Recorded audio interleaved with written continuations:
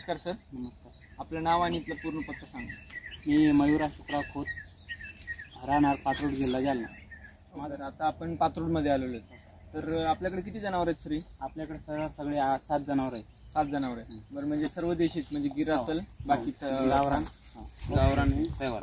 Okay okay okay. बरं, आता ह्या 6-7 जनावरांना तुम्ही मिल्क चार्जर वापरताय, बरोबर? बरोबर. तर तुम्हाला माहिती कुठून भेटली? माहिती आम्ही यूट्यूबवरून राम सरांची व्हिडिओ बघितले, त्यानंतर यूट्यूबवरून नंबर घेतला, नंबर करून फोन केला जालन्याला जगदाळे सर कडून. त्यानंतर जगदाळे सरांनी आम्हाला मार्गदर्शन केलं. त्यानंतर आम्ही बकेट घेऊन आलो. त्यानंतर सगळ्या जनावरांना पहिले एकाच गाईला चालू केलं, त्यानंतर चांगले वाटले. म्हणजे सुरुवातीला रिझल्ट पाहण्यासाठी तुम्ही एकाच जनावराला चालू केलं. बरं.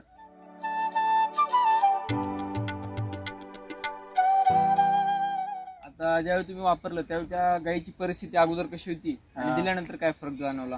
आणले त्यानंतर ती गाभण राहत नव्हती, म्हणजे पुढच्या आम्हाला थोडंसं सांगितलंच नाही. मग आम्ही ती मिल्क चार्जर चालू केल्यानंतर ती हिटवर आल्यानंतर आम्ही तिला गाभण लावलं. त्यानंतर ती गाभण राहिली.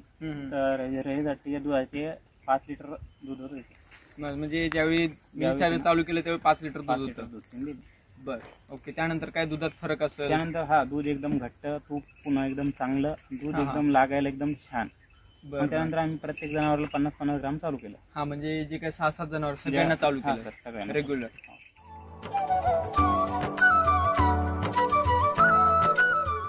आता ह्या गायीचं जर बघितलं तर पूर्ण आरोग्य खराब होतं, एकदम खराब लागेल, बरोबर? काहीच नाही. मग त्यावेळेस तुमचा डॉक्टरांचा खर्च असेल किंवा मेंटेनन्स हा जास्त जायचा जनावरांना सांभाळायला, बरोबर? पण आता मिल्क चार्जर दिल्यानंतर काय परिस्थिती? आम्हाला डॉक्टरला बोलवायचं काम नाही, काही नाही. कोणत्याच प्रकारची गोळी औषध कोणत्याच प्रकारचं द्यायचं काही काम नाही. काहीच नाही. काहीच नाही. ओनली फक्त चारा. मच्छर आहे ते कोणत्याच प्रकारचं आहे नाही. पण गाईच्या अंगावर ते चमक काहीच काम नाही. म्हणजे चमक बघितलं तर पूर्ण स्किन एक लेवल दिसते. विषय नाही. त्यानंतर गोचिड्याचं प्रमाण नाही, काही नाही, काही नाही, काही नाही.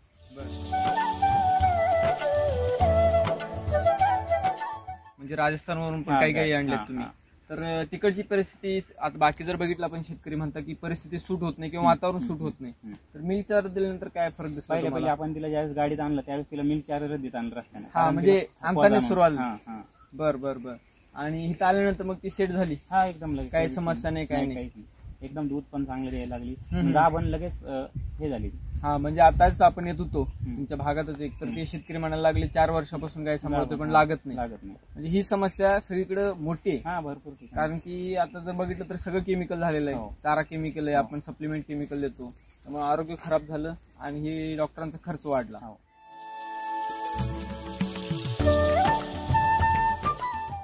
आता तुम्हाला ते लागायचं काय समस्या ते होती का याच्या अगोदर?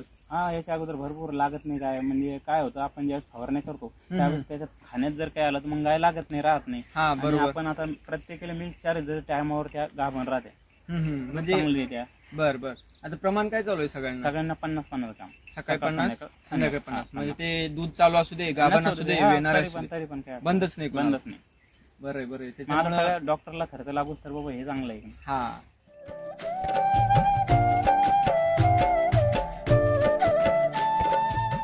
ओके. आता बाकी हे तुम्ही दूध बाहेर विकता का? आता आम्ही अशा लोकांना देतो की जे लहान मुलं आहे त्यांना. म्हणजे कशामुळं किंवा काही परेशानी असते, घरी अडचणी असतात, मग ते प्रत्येक आमच्याकडे 3-4 जणांचा समजा उकडा आहे, लहान मुलाचे सगळे. ते असं म्हणजे आजपर्यंत त्याची कंप्लेंट काहीच नाही आम्हाला की बाबा दूध खराब आलं, पाणी काहीच नाही, क्वालिटी खराब झाली, काहीच नाही. आणि त्याला आपल्या इथं दुधाची एकदा चव लागली, दुसरीकडे उकडा जर लावला तर ते आणत नाही. ते आपली गाय जणांची वाट पाहिली बाबा, करी आपण विचारते नेहमी घेणार तर तुमचंच घेणार. आता ही गाय आता जणांच्या अगोदर मला सांगितलं बाबा आम्हाला दूध खरावलं पाहिजेच. म्हणजे क्वालिटी भेटल्यामुळे ते परत तिथंच येतात. बरोबर.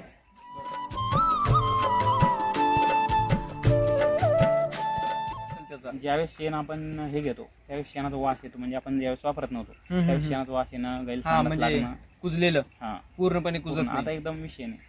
म्हणजे पोल्ट्रीमध्ये शेण आहे त्यांचं, एकदम विषय नाही राहील. आता बघा ते खाली पडलेलं शेण आहे, तर गेलं कुजून ते एकदम दिवसातच शेण असणार, पूर्ण माती होऊन जाते त्याची. कारण की पचन संस्था सुधारलेली आहे सर्वांची आणि कोणत्या समस्या येत नाही द्यायला. मग एकदम शांत राहते, त्या काही विषयाने चारा एकदम पोटभर खात्या. आता जर देशी जनावर म्हटलं ना, जास्त करून म्हणतो आपण तापट असते ती, म्हणजे ती मारती. पण आता आपण एवढे जण थांबलो पण तिचं नाही, तिचं काम चालू आहे, कारण की ती शांत आहे, ती तृप्त आहे. बर. बाकी आणखीन काय फायदे तुम्हाला दिसले? आणखीन भरपूर फायदे आहेत. आपण जे छोटी वासर आहे ते चांगली तब्येत होती, नाही तर मग वासराला कोणत्या कोणत्या प्रकारचे, आता आमच्या शेजारी वासरू झालेलं आहे. आता आमची कारोडी इकली 12,000 10 महिन्याची कारोड चांगली मोठी झाली. म्हणजे वासरू का त्याला इतकी संडास नेहमी नेहमी नेहमी होत राहते, कारण काही ना काही नाही प्रॉब्लेम चालूच राहतात. आता तुम्हाला एक फायदा दिसला की म्हणजे तुम्ही वेण्याच्या अगोदर जे घालता त्याचा फरक तुमचा वासरावरती दिसून येतो. तो आपण जो आत वासरू पाहिला तो एकदम तगडा आहे, तो 2 महिन्याचा वाटतो. तुम्ही म्हटले 20 दिवसाचा येतो, म्हणजे एकदम तब्येत चांगली आहे त्याची. म्हणजे तुम्ही पूर्वी म्हणत होते की सारखं गोचिड व्हायचे, साबण लावा धुवा ह्याच्या समस्या वाटायच्या, आता काहीच नाही समस्या. एकदम चम गायात आपण जर उन्हात जर ठेवली समजा लगेच चमचम करते. म्हणजे तेल लावलं काही अंगावरती हे पहा ना, असं दिसते ना प्रत्येक अंगावरती.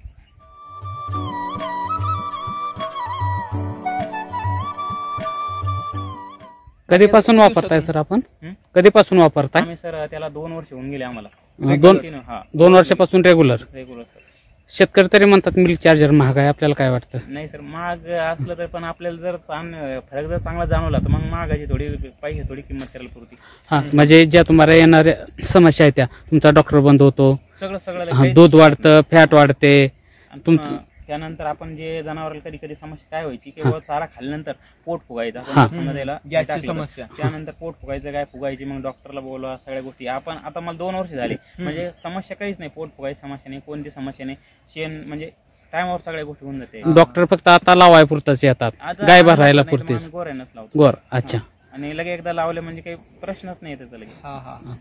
चालेल. तुम्ही इतर ह्या तुमच्या भागातील शेतकऱ्यांना काय सांगाल? किंवा आता मी जसं वापरतो तसं प्रत्येकाने थोडं फार नमुना तरी वापरायला पाहिजे. एका गाईला वापरून पाहिजे, जर फरक तुम्हाला जाणवला तर मग प्रत्येक जनावराला तुम्ही वापरू शकता.